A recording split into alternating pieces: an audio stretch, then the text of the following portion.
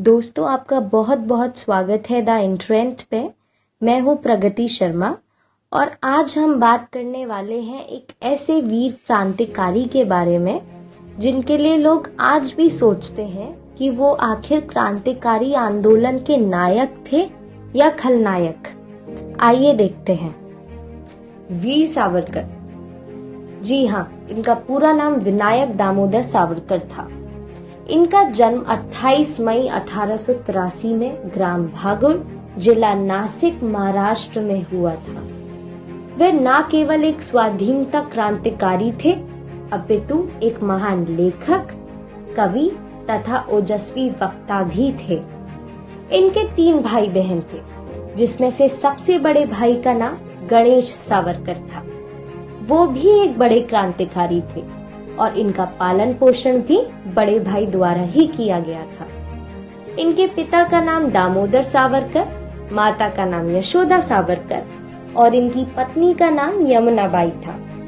क्रांतिकारी होने के कारण संगठनों को मजबूत करने के लिए 1900 में इन्होंने युवा मित्र मेला का भी आयोजन किया, जिसमें ये शिवाजी जयंती और गणेश चतुर्थी जैसे त्योहार भी आयोजन किया करते थे।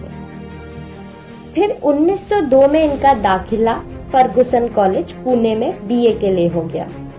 इनकी माताजी ने इन्हें बालकाल से ही शिवाजी जैसे वीर और अन्य क्रांतिकारियों के बारे में अवगत कराया था, जिससे बचपन से ही इनके खून में आजादी के लिए जिज्ञासा जागृत हो गई। बीए के दौरान स्वदेशी आंदोलन प्रारंभ हो चुका था, जिसमें वीर सावरकर ने भी बढ़ चढ़कर हिस्सा लिया, क्योंकि इनका एक मात्र लक्ष्य था, आजादी चाहिए, जिसके कारण इन्हें कॉलेज से निकाल दिया गया। इसी तरह बीए खत्म कर इन्होंने आगे लॉ की पढ़ाई लंदन से की। क्योंकि ये एक बहुत ही प्रतिभाशाली छात्र थे, तो इन्हें स्कॉलरशिप भी प्राप्त हुई और आगे चलकर खूब पढ़ाई करने के बाद इन्होंने एक किताब भी लिखी, जिसका नाम था the first war of Indian independence. आगे चलकर ये किताब भगत सिंह जैसे बड़े क्रांतिकारियों के लिए भी वरदान साबित हुई।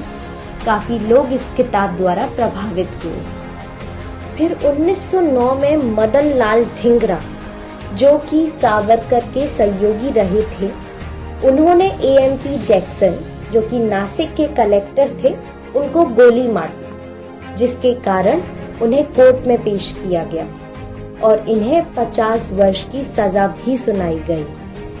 सजा काटते वक्त इन्होंने दया याचना भी डाल दी, क्योंकि ये जानते थे अगर ये अंदर रहे तो इनके मुख्य लक्ष्य की पूर्ति कभी नहीं हो सकती। सजा के दौरान जेल में रहते हुए पेन पेंसिल के ना होने के कारण इन्होंने अपने नाखूनों, पत्थर और खून से दीवार पर वीर रस की कविताओं की रचना भी की।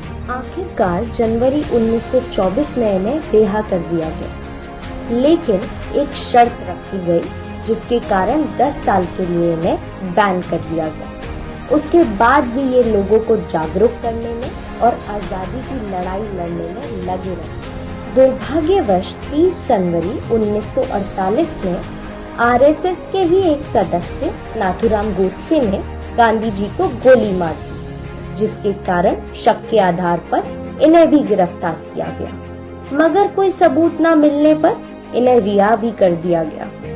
मगर उसके बाद इस बात का इनकी छवि पर बहुत प्रभाव पड़ा, जिसके कारण आज भी लोग ये सोचने पर मजबूर हो जाते हैं कि ये आखिर क्रांतिकारी आंदोलन के नायक थे या खलनायक। आपको क्या लगता है? कमेंट्स में जरूर लिखिएगा और लाइक और सब्सक्राइब करना ना भूलें। धन्यवाद।